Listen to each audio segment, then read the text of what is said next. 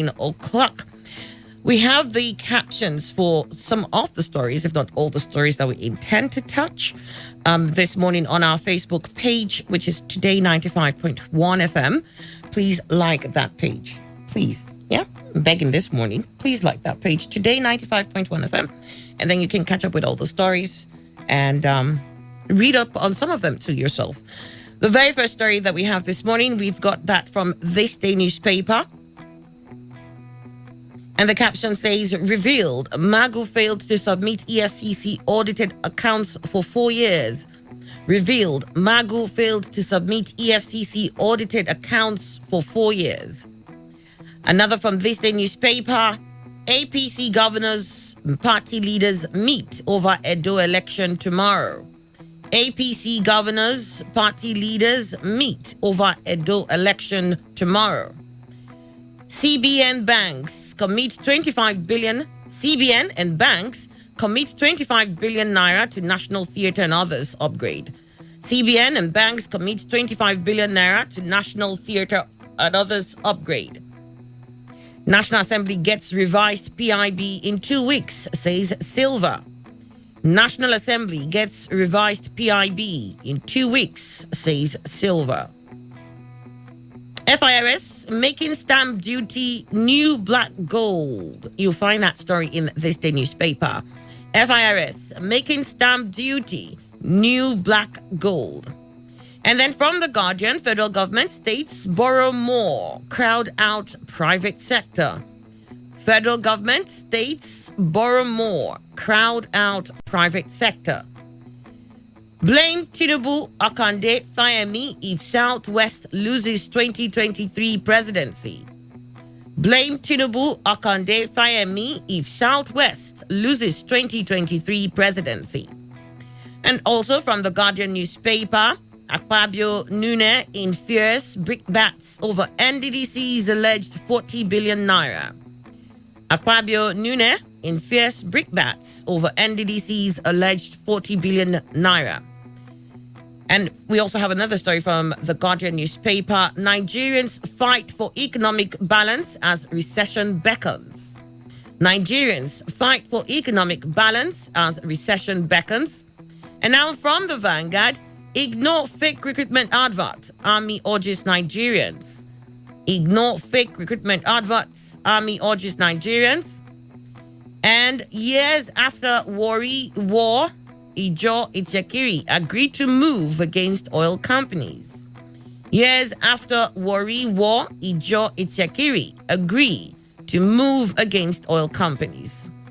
We've got more stories from the Vanguard. Rivers APC Secretariat, Amechi Abe supporters clash. Rivers APC Secretariat, Amechi Abe supporters clash. And our plan and strategy to launch APC in Igbo land. This is coming from Igbo APC leaders. Our plan and strategy to launch APC in Igbo land. Igbo APC leaders. And presidency. Southwest is ready to take over from President Buhari. 2023 presidency. Southwest is ready to take over from President Buhari. So these are the stories that we have up this morning. And we'll get into the stories proper now. Let me just start with the very first. And it says, revealed Magu failed to submit EFCC audited accounts for 4 years. Revealed Magu failed to submit EFCC audited accounts for 4 years. The suspended chairman of the Economic and Financial Crimes Commission, EFCC, Mr. Ibrahim Magu, has failed to submit the audited accounts of the anti-graft agency to the National Assembly as required by law. This they learned at the weekend as critics say he took advantage of the non-confirmation of his appointment by the Senate to avoid accountability, leading to his current woes. By Section 37 of the Establishment Act, Economic and Financial Crimes Commission, Act 2004, the Commission is required to submit its reports, including its audited accounts, to the National Assembly every year. It states the Commission shall, not later than the 30th of September in each year, submit to the National Assembly a report of its activities during the immediately preceding year and shall include in such report the audited accounts of the Commission. Despite the refusal of the 8th Senate to confirm his appointment first in December 2016 and later in March 2017, the agency was still required by law to submit its annual accounts as done by Magu's predecessors, Malam Nuhu Ribadu, Mrs. Farida Waziri, and Mr. Ibrahim Lamurde, in compliance with the Establishment Act. Critics say the insistence of the presidency in keeping Magu in office in an acting capacity despite non-confirmation may have stalled accountability and oversight of the Commission, even as the National Assembly approves the agency's budget every year. This face-off with the Senate enabled Magu to operate the way he did without any scrutiny, a development that negated the practice of the Commission under his predecessors, Ribadu, Ibrahim, and Lamurde, who complied with the provision of the law by submitting their annual reports and audited accounts to the National Assembly. So that's so much I'll take from that piece. Revealed, Magu failed to submit EFCC audited accounts for 4 years. Emmanuel Ndukwe, good to have you. Good morning. Good morning, Annie. Good morning, Nigeria. All right, let's have your thoughts on that.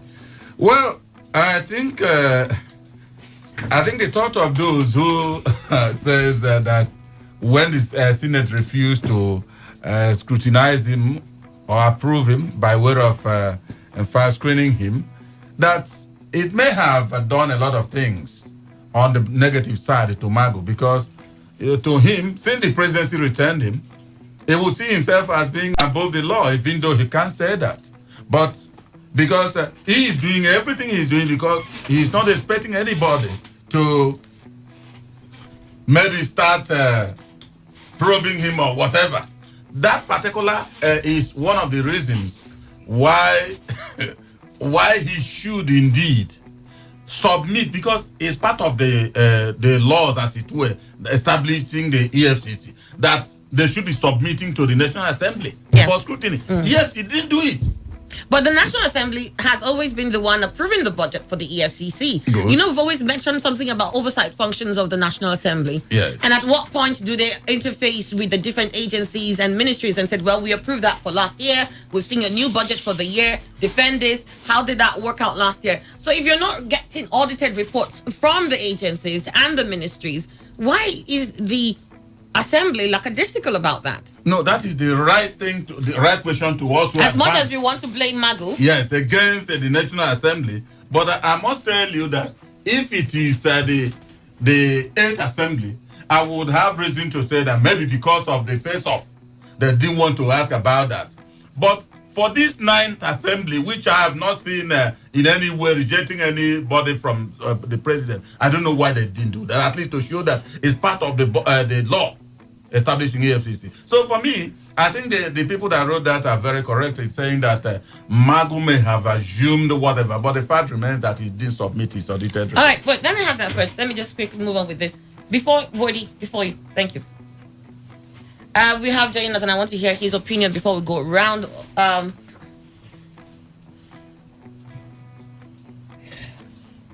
Dr. Austin Sado, I was looking at this part and I was wondering how is it whether he has a change of plan. Exactly. Did he really do this? Dr. Austin Sado is a lecturer, Department of Linguistics and Communication Studies, Uniport. Good morning, good to have you. Good morning, Anya, and good morning, Nigeria.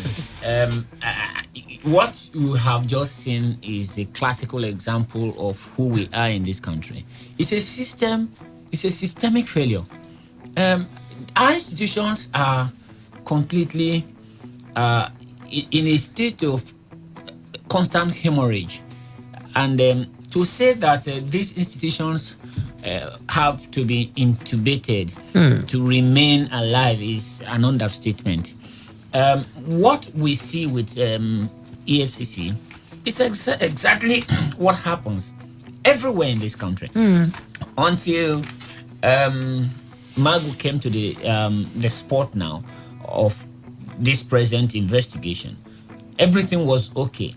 And sadly, if for 4 years they were unable to provide that, you wondered why sanctions had not applied. I mean, the argument that he was acting cannot be sustained.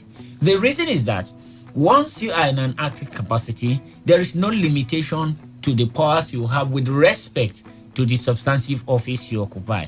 So it's not you blame the institutions for not exerting their powers to do what they have to do. But if you were actually to do that, you will also have to looking at what is happening now in the Ministry of Niger Delta and some other things. You will now be saying, well, who is going to cast the stone? So we're not surprised that it's happening this way, but it's a sad commentary. In fact, the Accountant General of Nigeria was asked in 2016 to provide documentation on IPs and several other things. He was unable to do that. In 2018, he was asked of the same document. He promised he was going to get it from the office. He has still not submitted it. So whether you are looking at the Accountant General, or you're looking at Mago, or you're even looking at NMPC, you can just go on. This is exactly the reason we have this group of people in power. These are, in my view, these are not really Nigerians, because if you see the misery, if you see the poverty that people are going through in this land, and you are human, I think they must have lost the humanity in them. Otherwise, if you see the suffering of the people, and you could still do this kind of thing, I do not know how somebody could be involved in this and goes to bed at night and sleep. Honestly speaking, it beats my imagination. Right. But it's a sad thing. Don't ever think that we're going to get anything out of this. Mago has the protection of the president. And what we're doing now is a smooth screen. They'll just do it until it gets to a point where we're very quick to forget. Nigerians are very generous people, very graceful. We will just forget that this had happened. And the next thing is also, it's because Mago is from this local government. It's because it's APC government. It's because the next thing we're going to be talking about now is not even what Mago has done. It's going to be the next chairman. Which zone is it going to come from? So that zone will also have a sense of belonging in the pilfering. Look, I hate to be involved in discussing the level of corruption in this country, because it makes my day very bad. And when I hear things like this, honestly, I can imagine. Opitima, JP, journalist and international affairs analyst, is also joining us. Opitima, let's hear you on this. Good morning. And good morning. You're just talking to me and closing your eyes. So, Opitima, just go to the point, please. Well, before I invite James Bond. Well, there's the issue. One this thing you said here that why is it that the National Assembly, continue approving the budget when they know that they ought to render accounts every year to the National Assembly. Yes, it's like we sympathize with that 8th Assembly, because the backing that the president gave to Mago, created an octopus out of Mago, and it became a law unto itself. And two, Nigerians didn't help much to see, because we had this kind of aversion, against the National Assembly. In fact, we see the National Assembly as an assemblage of looters. And anything, maybe they are squaring up to somebody who behave like Mago as if he's an angel that fell down from heaven. We really get the anger of Nigerians. So I think they kind of use wisdom to follow, because not approving the budget will also be like fighting the president. But it's good that... Yeah, but at least do your job. What's the oversight function? But ask for the audited accounts. If you follow that story, at a point on this issue, National Assembly was like they're on their own. Everybody saw that Mago is the person that can really fix this thing, fight whoever. But we didn't know that a different character who deceived the whole country, even the entire international community, like Buhari instead deceived Nigerians when he was coming in 2014.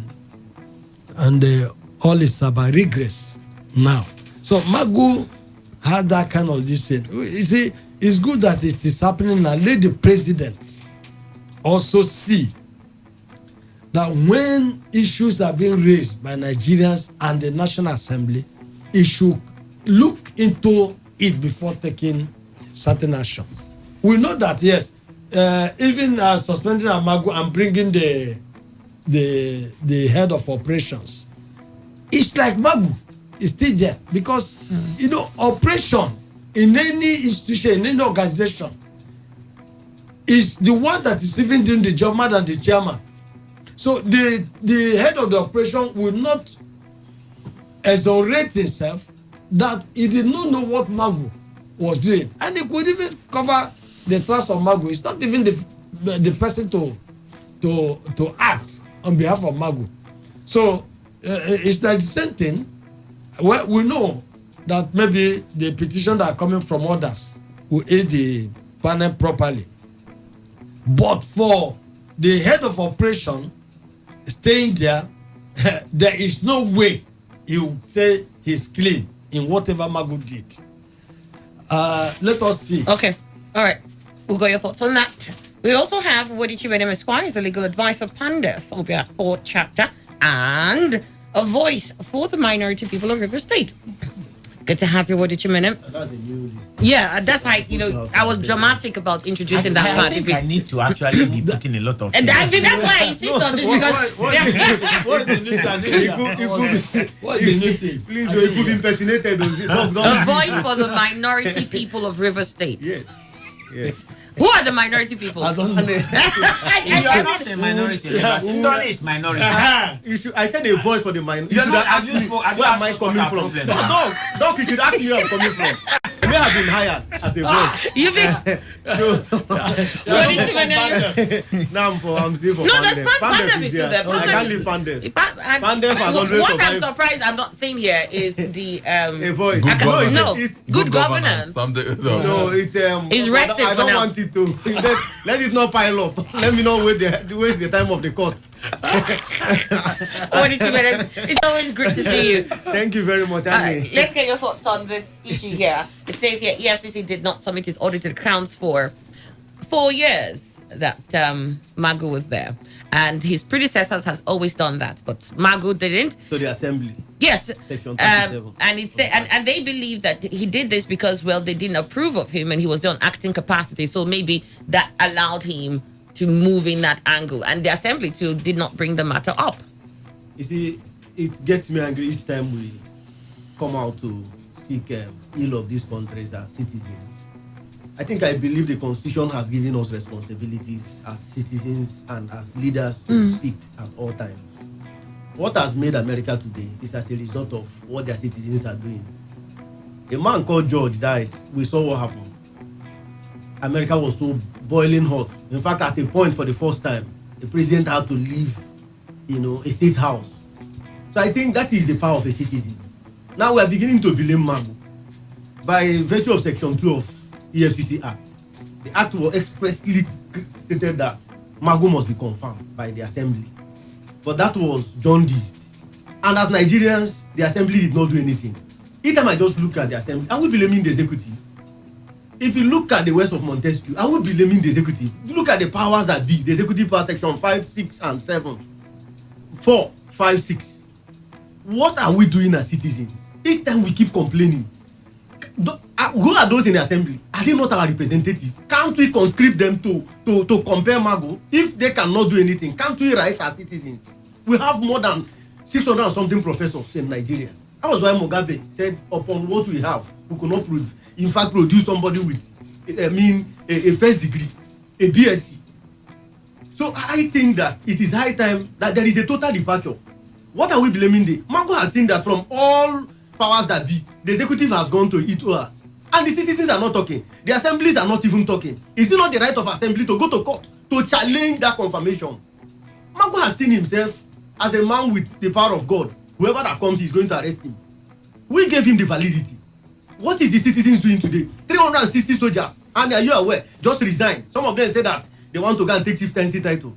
It's a result of aberration. What? Soldiers, Nigerian soldiers. No, it's propaganda. They've come out to say that's just propaganda. No, It didn't happen. Please, reading cannot. I have to read. Reading is what? Your radio station. This is coming from the national. It was the headquarters. Please just Google it now. I'm not googling. Please. I'm just telling you what the national headquarters And please, gave I as don't response. forget. I've been baptized this morning to speak. But you're baptized to speak, but it doesn't mean that when you say something that there are issues against, I'll keep quiet. The defense headquarters says that is just propaganda. Nobody, 350 of them did not. 360. 360. Some of them are saying their wife. Please go ahead, leave the 360 and let's go to Mago. Let's get to Mago. No, Obita, I have to just join part of what. No, don't join it because that in itself is surely the country has totally collapsed. Who are the people in the assembly? Is it the kind of assembly we have in Ghana? So I think we must begin to look at the personality we are going to, vote come 2023. I know vote and election doesn't go on, but I think that it is the responsibility of the assembly to have gone to court to challenge it so much. But I think that we shouldn't blame the executive. He created and made Mago, and in their own news and what they have planned, preempted, they knew that it was going to be like this. But I think that we must, as citizens, begin to take up responsibilities. It has gotten to that extent that we have to defend ourselves in all strata of Nigerian politics. It is a shame that at this point, Mago was seen with a lot of things. Most of the sales that were not even under the directives of EFCC Act, he did it on his own. Appropriated monies, up till now, the man is working freely. 2 days ago, he has hired the best lawyer. And I'm sure before you know, this matter will be given an executive order. Before you know, he will be released. So I think it is high time we begin to sentence people that have committed financial crimes in this country. Not only financial crime, political crime, because it goes to affect it on daily basis. It is always affecting the fabric of the nation, and the people that are suffering so much are the citizens. Why are we blaming the executive? We have seen people force the executive. They force them out in different countries. In Africa, as I speak to in Burundi, there is protest. In several African countries, people are protesting. Can't Nigerians come out? What are we doing in our houses? Even with this pandemic, can't we just come out and protest and speak up against these ills that are going on? It has become a norm. Who is Mago? Is Mago having 3 heads? All right. If somebody like Ojiso Kalu could be arrested, who is Mago? Does he have immunity? If you look at the EFCC Act, you will see a lot of the religion of duty committed by Mago. How can a man, he that comes to equity, will come with that? Okay, you want to arrest your thoughts on that. Thank you very much. Let them arrest Mago and APC, he's still under investigation until all that is wrapped up. They're not going to arrest him. APC governors, party leaders meet over Edo election tomorrow. Says here that all Progressives Congress APC governors and top leaders of the party will meet with the Edo State governorship candidate, Mr. Osage Izeyamo, in Abuja tomorrow to review preparations for the September 19 election and fine-tune strategies on how to win the poll.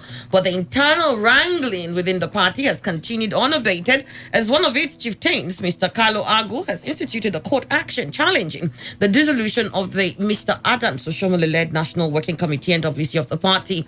However, in a swift reaction, the party said members seeking a solution to their grievances in courts should embrace the dispute resolution mechanism of the party. It also slammed some governorship aspirants in Ondo State protesting the mode of primary to be adopted by the party to conduct a July 20th primary, saying that aspirants cannot impose the mode of primary on the party.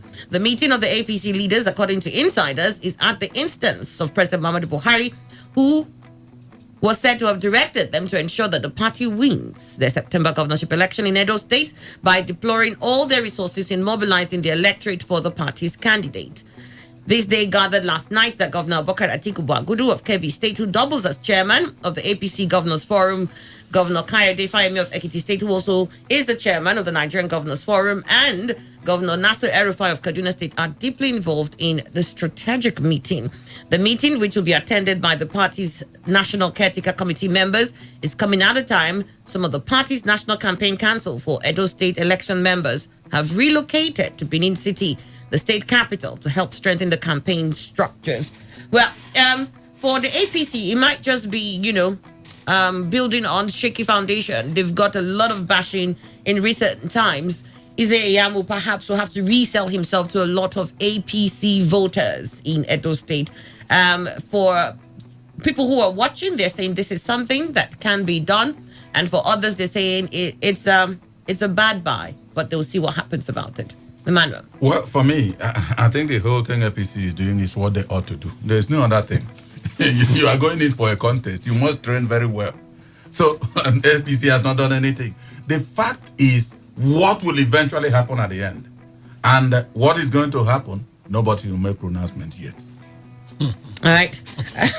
Talk to us this. Talk to us this, Ado. The former governor of Edo State now, Adams Oshomole, thoroughly got Ize advertised. Embarrassed through his several advertisements of the iniquitous acts of Ize during the 2015 election. And today, that same candidate is the flag bearer of that party. That same Adams Oshomole clearly extolled the character of Obaseki during that election. Today, Oshomole is against Obaseki, and he has an uphill task of telling people that all the good things he said about Obaseki in 2015, they were wrong. And see how he has to also convince the people that all the bad things he said about Ezeyamu, they were all wrong. So whichever way you look at it, it appears as if APC is standing between the devil and the deep blue sea, and they have a very difficult task. But this also speaks generally to the state of our democracy in this country. The people of Edo State, bright, courageous people, I can't imagine that the politics of Edo State will come down to Izeyamu and Obaseki in the last 4 years and moving on maybe to another 8 years. So it goes to speak to the standard of our democracy. You're having an election in a state, and PDP does it, APC does it, which is why I say it's about our politics. You have what do they call it? Election council or something, and you appoint the governor of another state to be the election chairman, campaign director, or chairman of something in another state. And I ask these people, where did they actually say we got our democracy from? From ourselves. What this nation? What pattern of democracy are we running? Do you know what it takes to run an election? The governor of a state leaves his state to become a campaign director for another governor in another state. Where does that happen in the whole of this world? PDP has done it, and the governor of Rivers State is quarreling with the governor of Kano State over election in Edo State. Now, from what you have said now, the other groups, Kaduna State, Erufai, and a number of other people, Kebi. They are coming in to. Let's not forget the chairman is Kano State. To strategize on election in Edo State. And you ask yourself, in a sane country, you remember what the video about Ganduje. So Ganduje goes to Edo State and tell Edo people what? I don't understand. Well, Erufai, we know its antecedents from the days of ages in Abuja to all that Erufai has represented in Nigerian politics. He goes to Edo State, or he stays down there and strategizes for what? And what is going to be honestly speaking, I don't know. This group of people that have held this nation hostage, maybe a spell has been cast over us in this nation. Otherwise, there's so much that is happening that could not be tolerated anywhere in the world. So those governors their states, they've finished working now. There's nothing, no challenge in the state, in Rivers State, There's no challenge in Kano State, in Kaduna State, in Kebbi State, no challenge. All that is left is now to go and form. Who is the campaign director from the Director General of the campaign organization of Ezeyamo in Benin? We don't hear about those ones. It's now governors that are formed. Honestly speaking, I think that as I want to take join with what Chimene said about Nigerians at a level of docility. Yeah. All right. I expect the citizens of those states to begin to protest and ask their governors to sit down and face the task of governance. All right, let's get to Obetima. Annie, see, I think the worst even for a governor to be the national chairman of APC. I think that's even the worst. Leaving your state matter to now preside over. You begin to. Those are the people. But both parties did the same. Huh? Both parties did the same. Which party? PDP has. No. It's making of the caretaker committee now. PDP doesn't have a caretaker committee. Yes. For what? National. We are talking of national chairman of APC. Oh, okay. You're talking. I thought you were talking about the election council. No. Oh, okay. That's even the worst. So it's because of how our nation is structured. Everything revolves around the center. And that is why nothing good comes from anything we put our hand to do. The security is centralized, INEC is centralized. So that is why they can bring governors from all over the places for an isolated election that's going on in a particular state, to form a campaign team. And I even say that APC is in a fix. In a fix in the sense that the person they even appointed as the chairman of that campaign has a baggage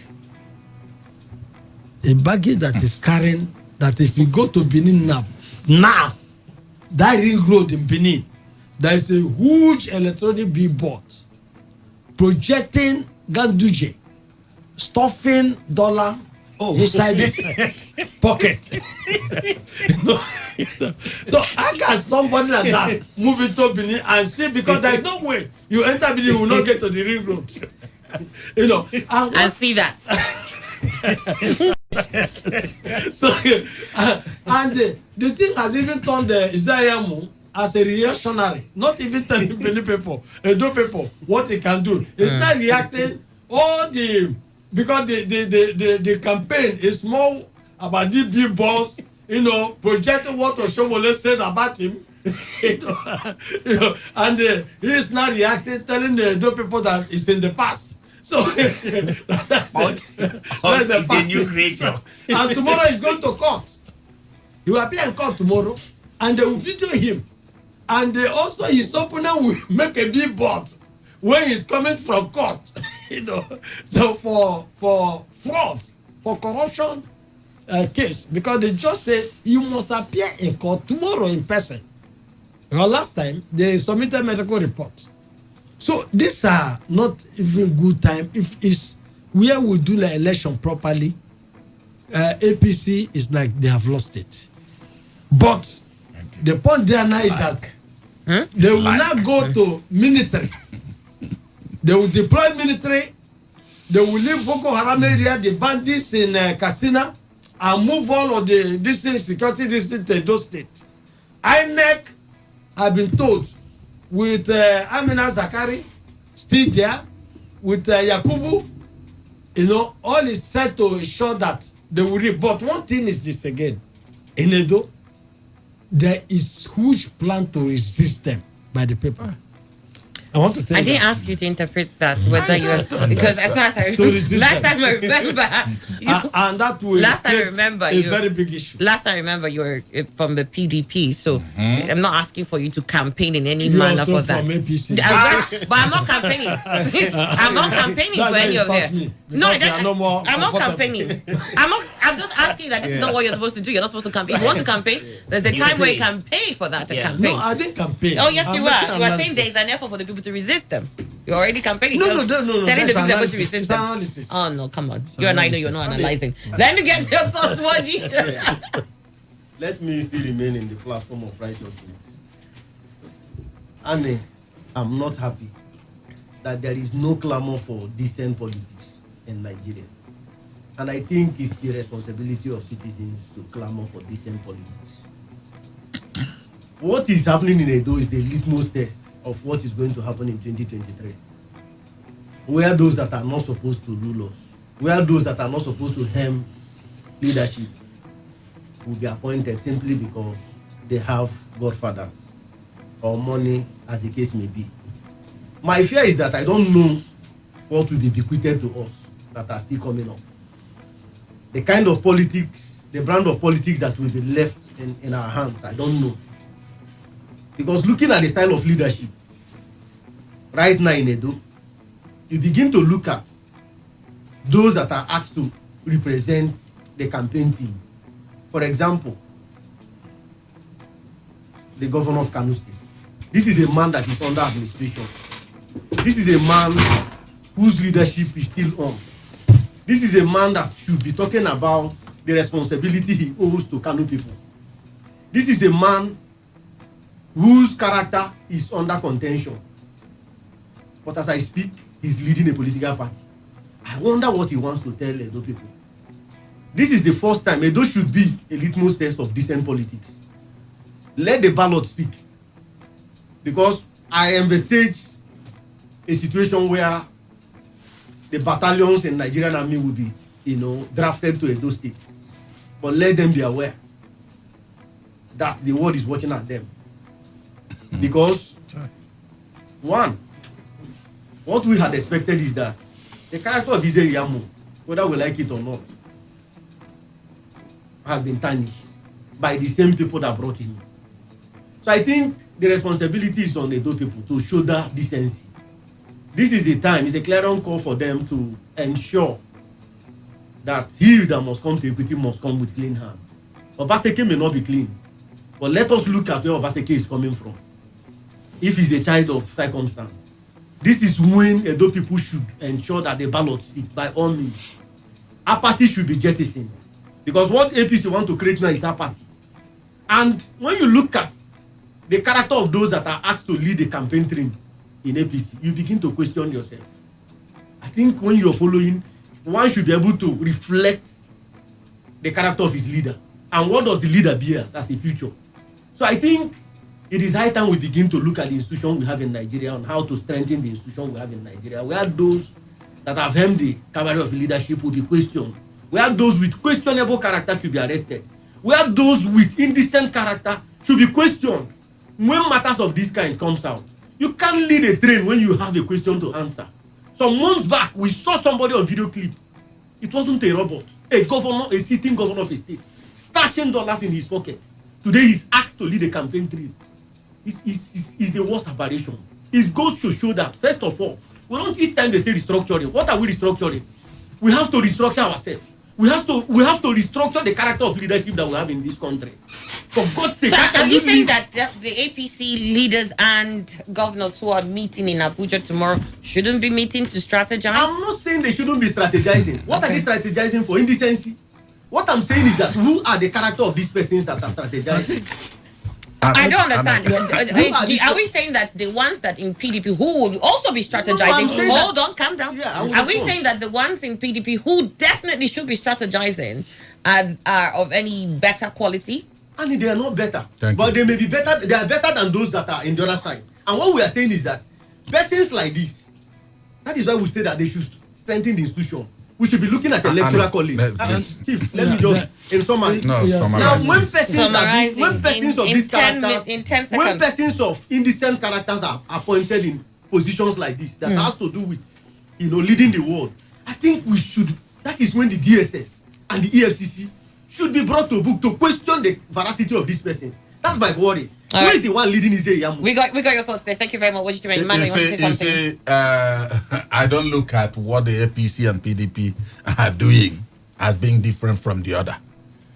Ganduje zone was just maybe the camera picture. I tell you, some others are doing that in their own houses. Perhaps that's the difference. Now, was with 2019, Obidima seated here.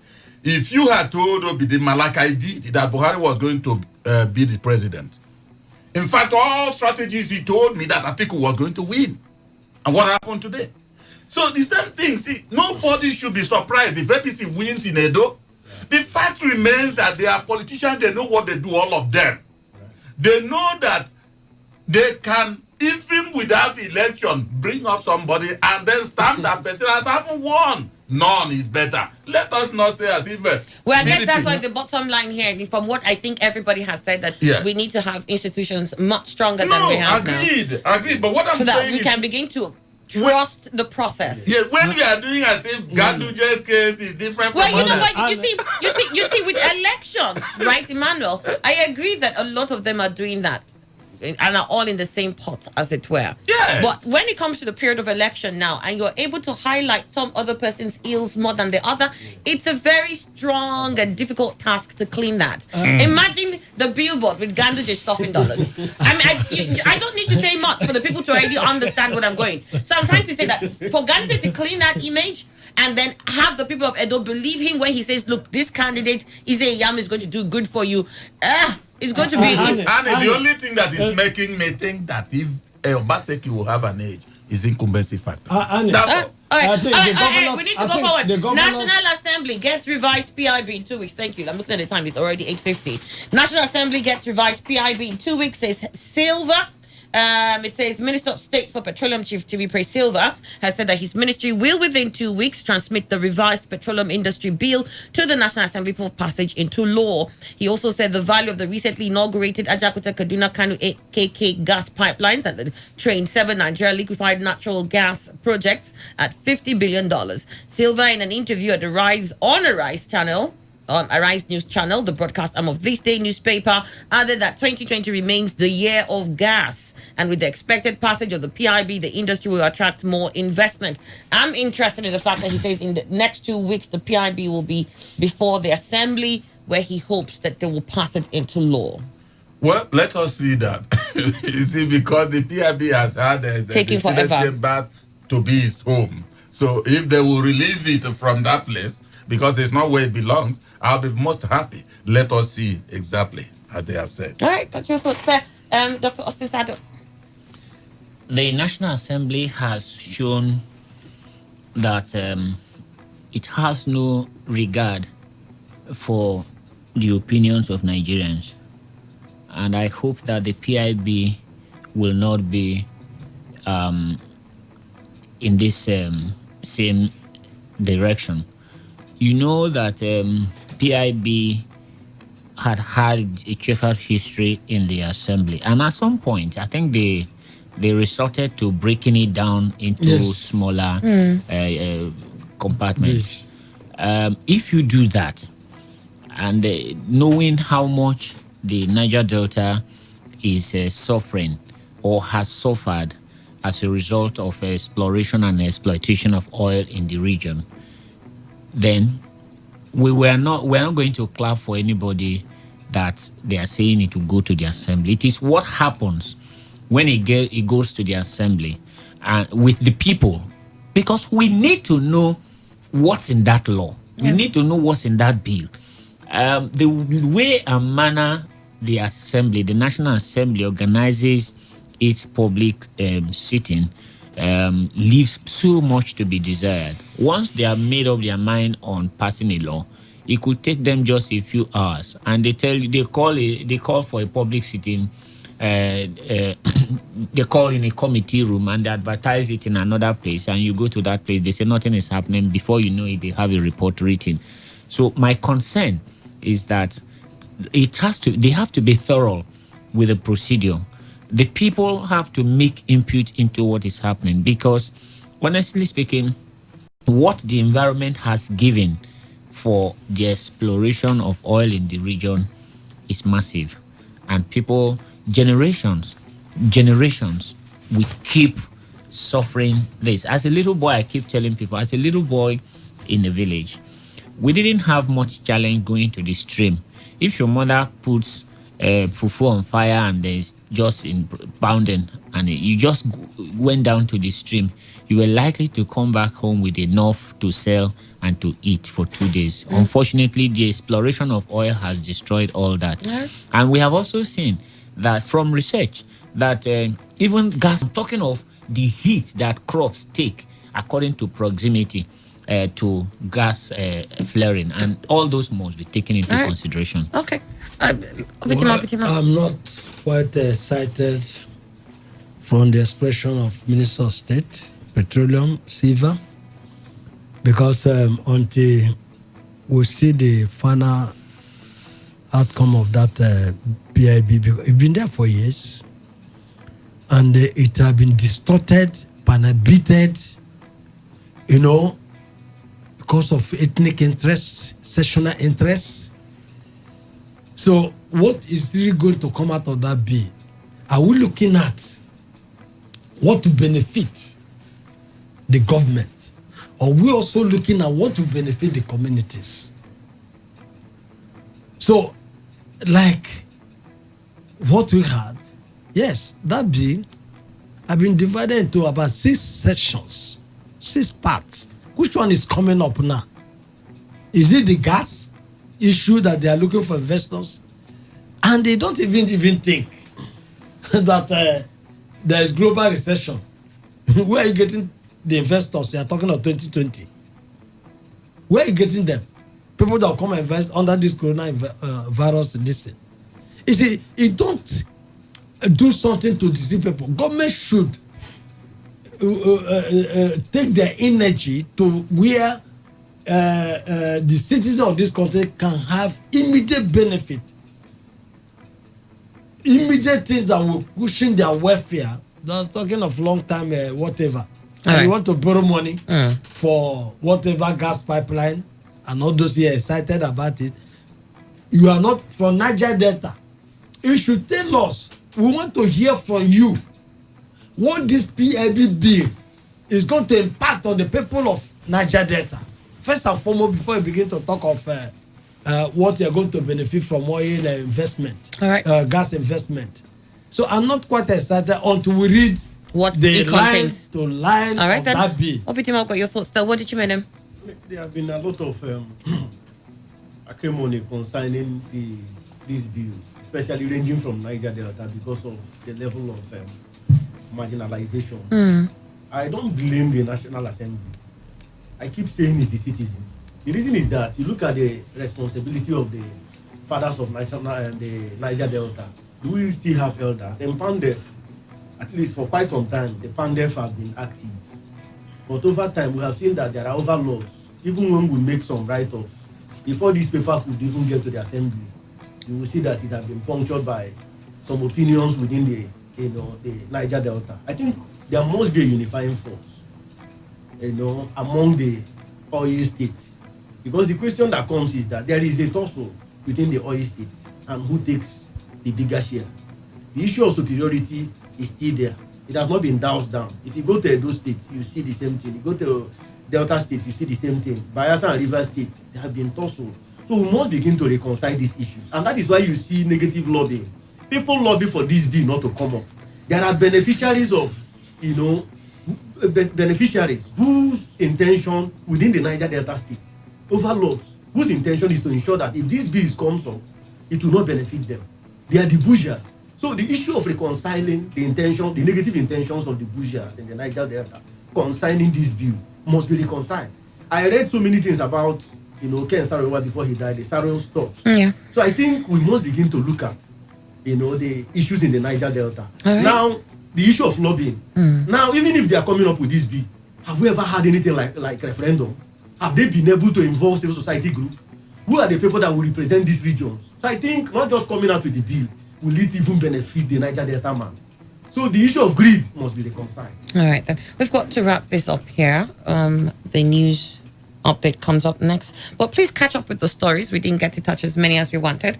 Catch up with the stories on our Facebook page. Remember that you can be part of the conversation there on Facebook. So simply reference any of the captions that you would want to comment on and go on that post particularly and share your thoughts there. I will get to read them much later as the show progresses. We'll be joining the news desk now for the news update.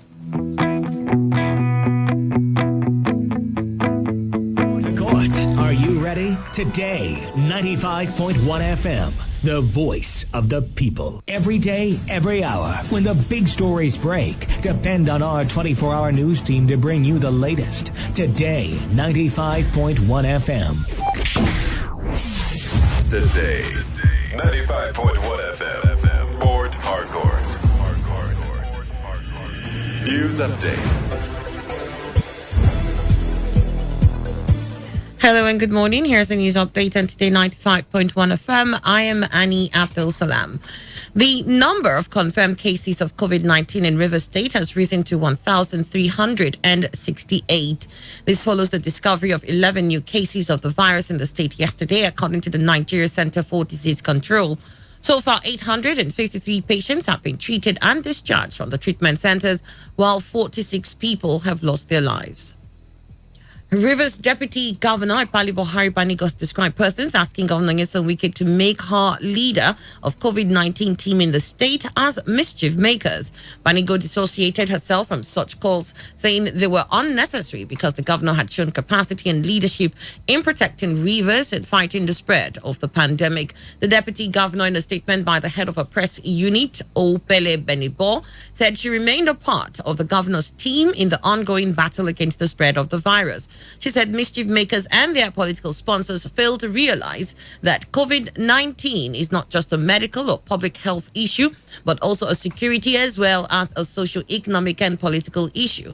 Banigo called on the public to obey all the protocols as elucidated by Nigeria Center for Disease Control and the Rivers State government, which includes the correct wearing of face masks, regular washing of hands with soap and running water, as well as the use of alcohol-based hand sanitizers, improving personal hygiene, avoiding crowded environment, and stopping the stigmatization of people with the virus. Human rights lawyer Femi Falana has denied receiving 28 million naira from the suspended acting chairman of the Economic and Financial Crimes Commission, Ibrahim Magu. Falana, in a pre-action letter signed by his lawyer, Deyinka Olumide Fosika, demanded a retraction of the claim by a newspaper which published the online story. The newspaper's story was based on a report published by the federal government's owned news agency of Nigeria, which claimed to have obtained the final report of a prior presidential panel, allegedly indicting indicting Magu for being unable to account for interest of generated from 550 billion naira cash recovered from 2015 to 2020. Falana's lawyer stated in his letter demanding the retraction of the NAN story as published by the Lagos-based newspaper within 48 hours, saying the story was damning against his client because his entire career as a lawyer had been devoted to fighting human rights abuses and corruption in high and low places. And on to the foreign scene, there has been no new coronavirus deaths in Scotland for a fourth day in a row, with the total remaining at 2,490, but the number of new cases has climbed to a three-week high. The latest Scottish government figures show 19 new cases have been recorded, the highest number since 26 were announced on the 21st of June. First Minister Nicola Sturgeon tweeted that the rise will be closely examined, and it was a reminder that the virus has not gone. There were also no new coronavirus deaths in Wales, with the number remaining at 1,541. And that was the news update here on Today 95.1 FM. Do not forget, take responsibility. Wash your hands frequently with soap on the running water. Avoid touching your face and high contact surfaces to prevent the spread of coronavirus. I am Annie. To have a good morning. Radio has never been this good. Today, 95.1 FM, Port Harcourt. Port Harcourt, are you ready? Today, 95.1 FM, the voice of the people. Talk radio. I listen to a lot of talk radio. 95.1 FM. Please listen to this announcement. Are you a civil servant or looking for a good job?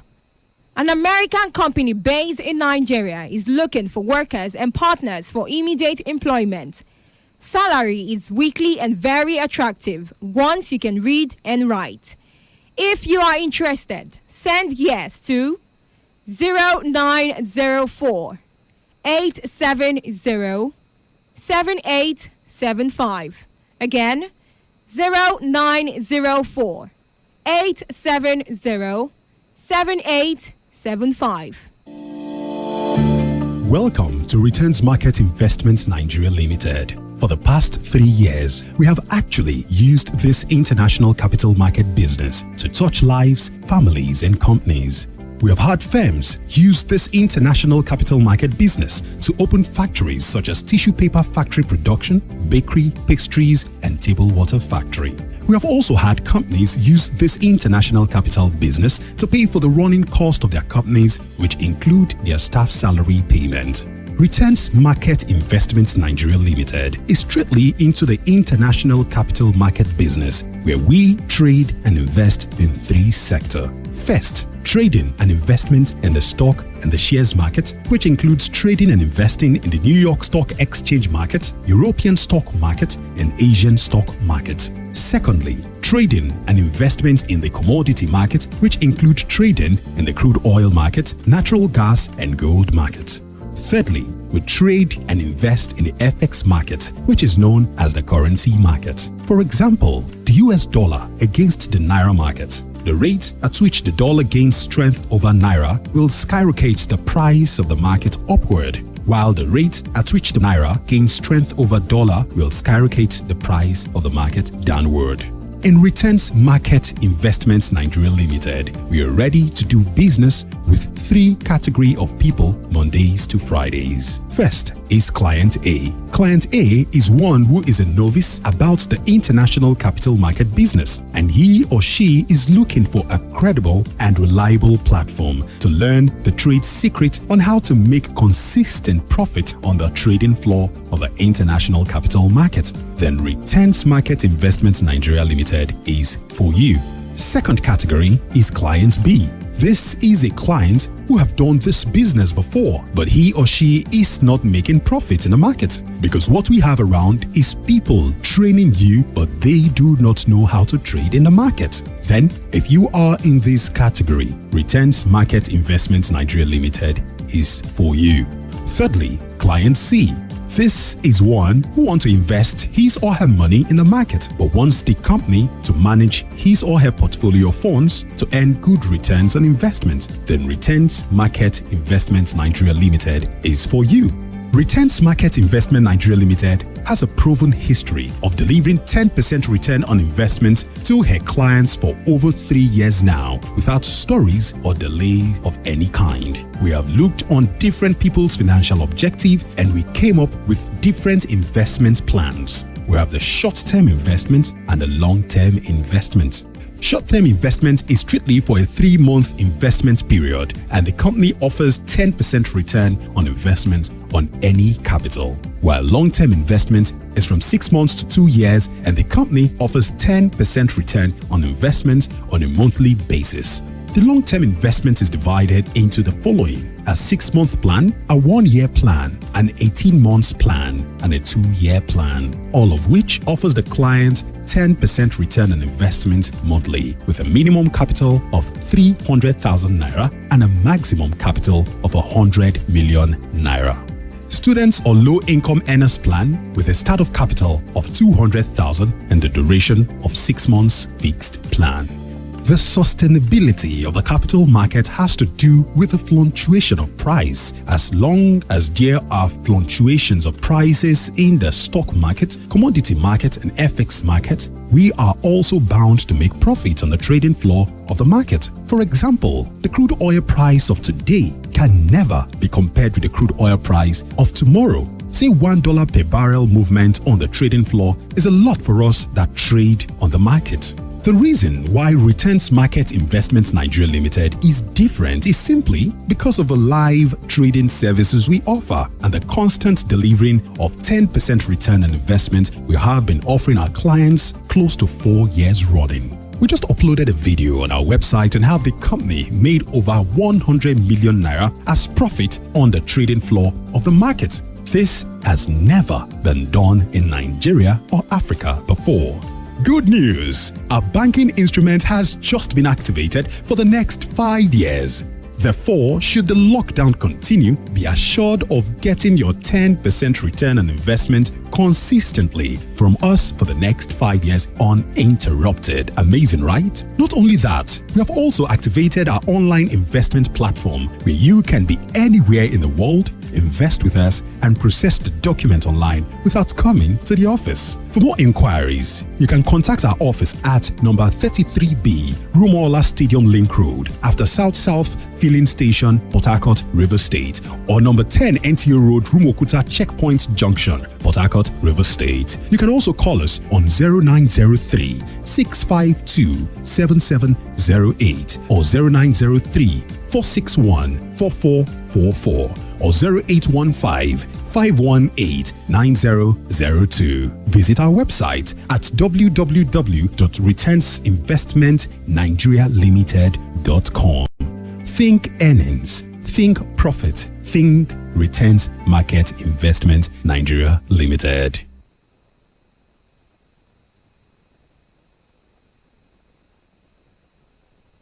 To today's quest. All the news and information you need in one go.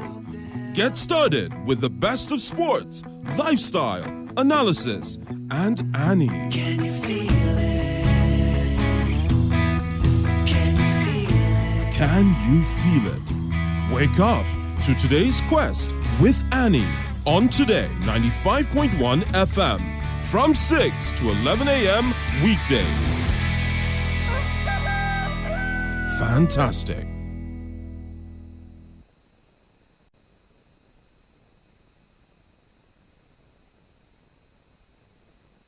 Opinion poll on today's quest. More than 3 over 4 of the loots we're talking about in this country today were loots within the 16 years. Here is a great opportunity to sample all our opinions on the issues raised. In Port Harcourt says the PDP is trying to divert our attention because Nigerian funds was looted by the PDP. Melody in Uniport says Madam Jonah is yet to come in terms of the fact that her tenure has expired. Annie, please tell him that investigation is not what you make public until the final stage. Send your opinion to us on Facebook, www.facebook.com/Today95.1 FM. or on Twitter @TodayFM951. You can also sample your opinions with us on WhatsApp or on our SMS portal using the numbers 070-1933-9962.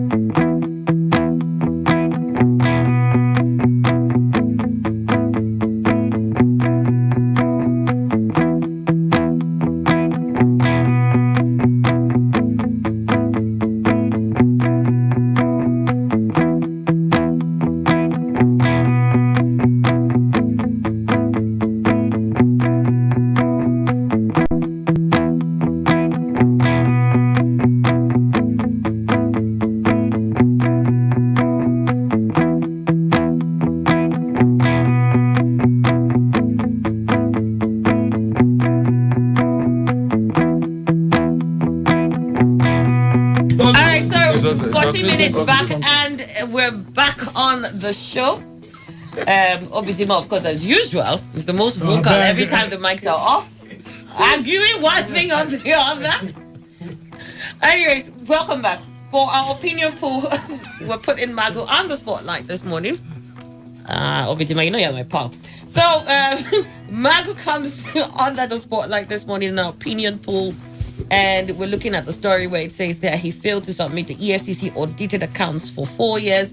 Annual report not submitted to National Assembly in 4 years, contrary to law. Ribadu, Farida, and Lamode were in full compliance of that particular law. This is here. that critics say the insistence of the presidency in keeping Magu in the office in an acting capacity despite non-confirmation may have stalled accountability and oversight of the commission, even as they progressed. Section 37 of the Establishment Act of the Economic and Financial Crimes Commission is required. The Act in 2004, the Commission is required to submit its report, including its audited account, to the National Assembly every year. It says here that the face-off with the Senate enabled Magu to operate the way he did without any scrutiny, a development that negated the practice of the Commission under his predecessors, who complied with the provisions of the law by submitting their annual reports and audited accounts to the National Assembly. Analysts told This Day at the weekend that the kind of financial fraud Magu is being accused of could only occur in an unsupervised organization, adding that had the EFCC put itself through the process of an independent audit, a number of issues Magu is now being accused of might have been resolved. The Senate had in December 2016 rejected Magu's nomination as chairman of the commission on the strength of a damning security report by the State Security Service, which declared him unfit for public office, saying his credibility could not be guaranteed. Rather than withdraw Magu's nomination, the presidency represented him in March 2017. Again, the Senate refused confirmation and resolved not to consider him again for the position. The presidency responded by maintaining him in an acting capacity, arguing that it did not require Senate approval for Magu's appointment since the Establishment Act requiring legislative approval was in conflict with the power of the president to make executive appointments under the Constitution. With the Senate resolving not to have any dealing with Magu, the commission became unable to present its annual reports to the National Assembly. Analysts said the reports being filed, all the issues that are being raised now will have probably been detected by the National Assembly. With this kind of situation, said one analyst, Magu would appear to have operated without supervision by either the National Assembly or the Attorney General of the Federation and Minister of Justice, as the minister's petition accusing him of insubordination has suggested. According to another analyst, this absence of legislative oversight would have been avoided if the presidency did not insist on having Magu as the boss of the anti-corruption agency. Magu was accosted last Monday and taken before a presidential panel of inquiry led by Justice Aya Salami, investigating allegations of corruption and insubordination brought against him by his supervising minister. This Day also gathered at the weekend that disgruntled members of staff of the commission had been fingered as leaking vital information about Magu's activities to the office of the AGF's office, paving the way for his ongoing probe by a presidential panel. Magu is answering questions on the 21-point allegation of financial impropriety and fund diversion leveled against him by Malami. The panel widened the probe last Thursday as it quizzed the Commission Secretary, Mr. Olanipekun Olukoyode, and other directors of the Commission. This they learned that the panel summoned top management officers from the Commission to narrate all they knew about the allegations against their boss. At the end of their conversation, the panel was said to have directed the directors and sectional heads in the EFCC to produce files of cases handled since 2015, including forfeited assets register and all cash releases within 7 days. However, some EFCC officials told This Day at the weekend that many of them were disgruntled with Magu's stewardship and accused him of high-handedness and neglecting staff welfare. They said there was a point Magu owed a backlog of salaries and allowances, adding that they had it tough under his leadership. Magu was said to have worked with a few investigators and operatives called Magu Boys, to the detriment and envy of others, triggering a backlash in the form of leakages of official documents and files. At the time, workers were owed 5 months' arrears of salaries and allowances, and they threatened to take the matter to a popular radio talk show, Brekete Family, aired by Human Rights Radio, to express their grievances and called on the management to clear the arrears of salaries and allowances. It was learned that the threat led to the EFCC management to intervene after giving several excuses that the agency's money was held up somewhere. At a point, we were owed 5 months arrears. We could not feed our family and do basic things. We had organized and threatened to go to Brekete family, and we gave them an ultimatum, which they could not meet. But at the dying minute, they called to say they have found money to pay. He added that the workers queried the position by the management that they found money to pay. Why do you have to owe for 5 months? And now you have found money to pay. This is a government agency, an important security agency at that. Where were the arrears kept that you had to look for it for 5 months? This they gathered that investigators who worked closely with Magu were allegedly accorded special treatment, which brewed bad blood that eventually led to internal sabotage.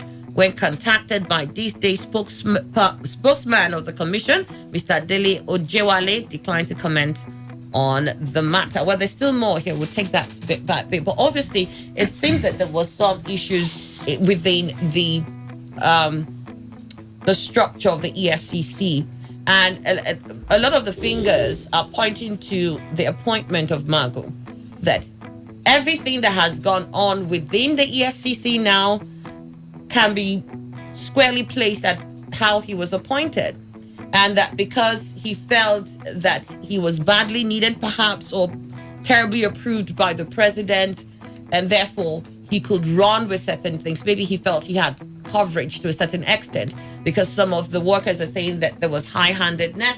They're also accusing him of the fact that he held salaries. I'm still befuddled over that. How do you owe salaries? I thought salaries came directly, but I don't know, I'm confused.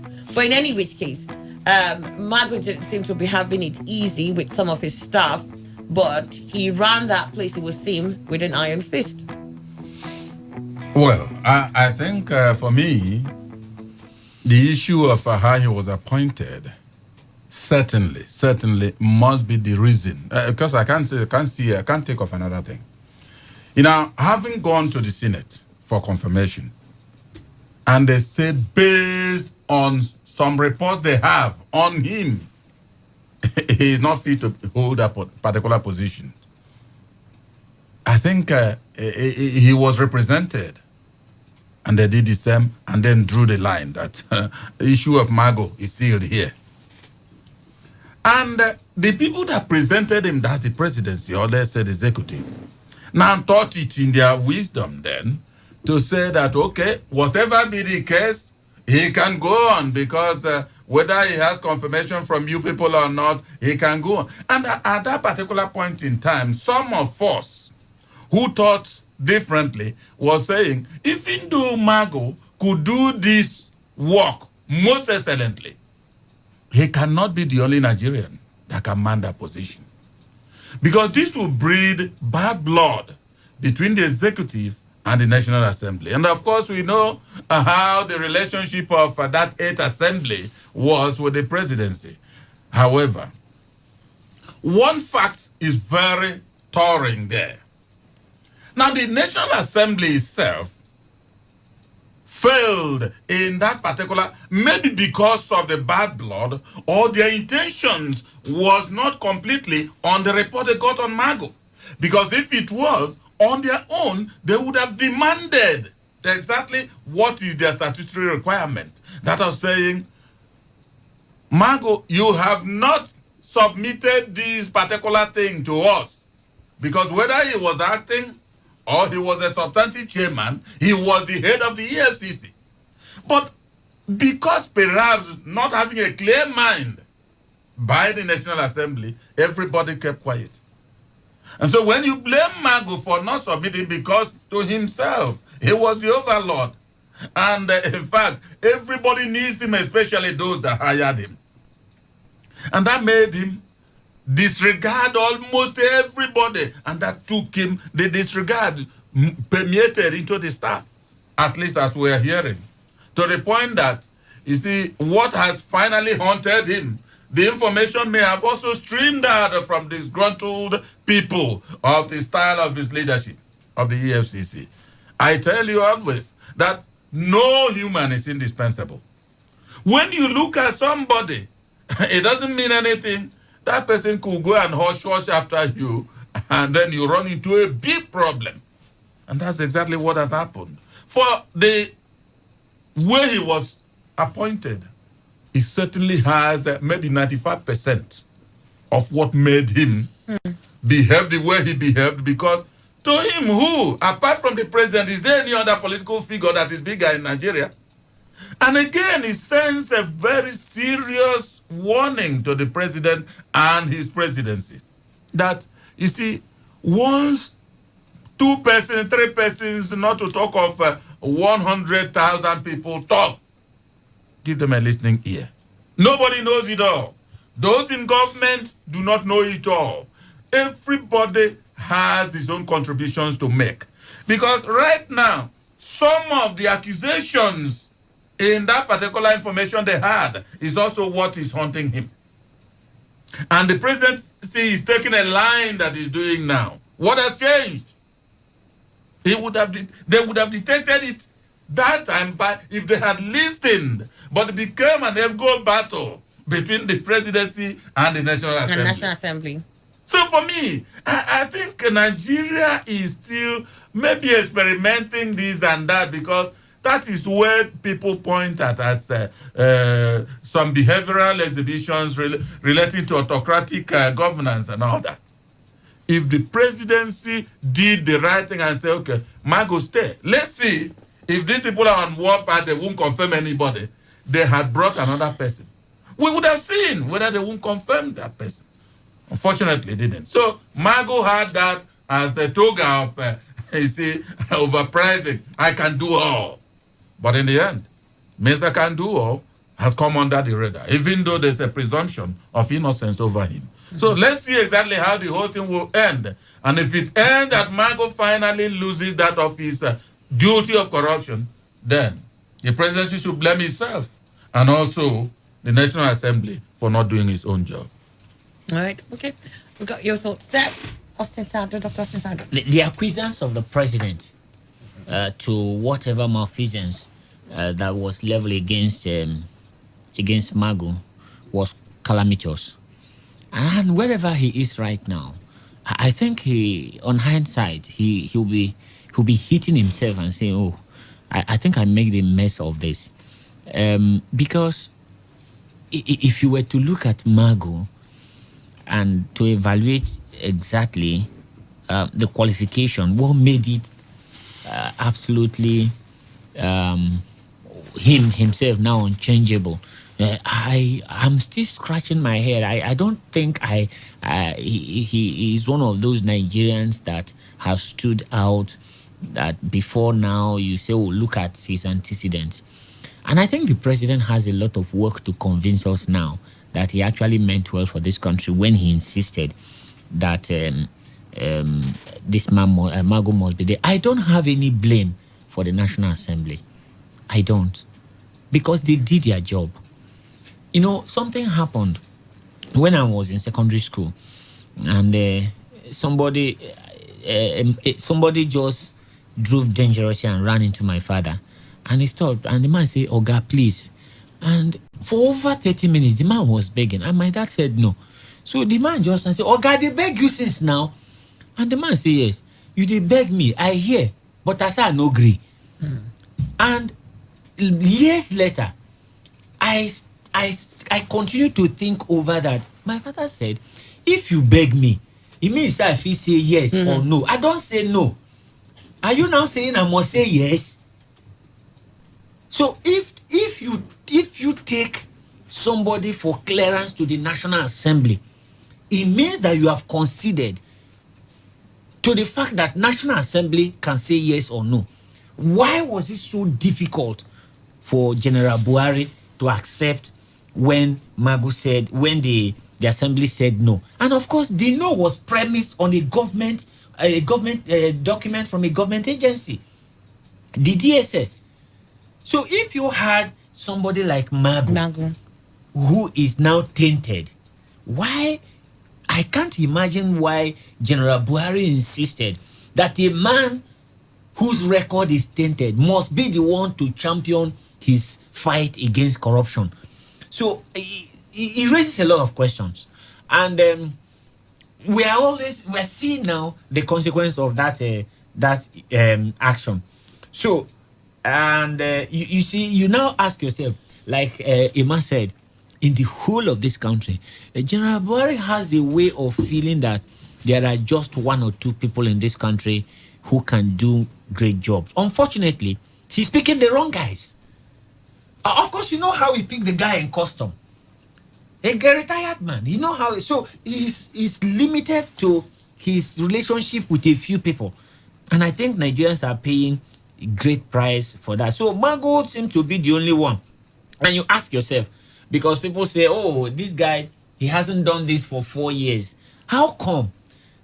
Why are we surprised that Mago didn't supply an audited report and we are surprised? Who are the people in that assembly? Who are those people? What's the antecedent? We respect to, then very good, some of them have, I mean, Yobere is there, the number of people. I'm only not saying, I'm saying that many of the people there shouldn't be there in the first place. Secondly, those who are there are businessmen. They're not persuaded by patriotic zeal. People go there to think about oversight function and how much the institute. Have we not heard in this country that the institutions over which you have oversight, they are the ones that fund the trip? If you have oversight function over NMPC will fund the trip. And the funding of the trip, of course, you know, even when NMPC is in Abuja, they fund it heavily, and they sleep in hotels. I mean, and from the National Assembly. So when you have this group of people congregated and they say, what? The only thing they think is how much is involved in this thing.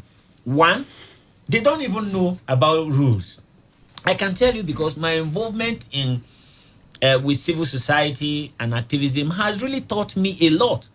Many people that I empower in this country do not even know the rules governing the seat, the office they occupy. They don't. The procedures, they don't. They just see themselves as public officer, not public servant now, public master. Then you sit down there, you dictate, say, do you know who I am? Do you know who I am? And they do that. So once people begin to do that, have that kind of mentality, they didn't know. I can tell you that they didn't know that Magu should supply the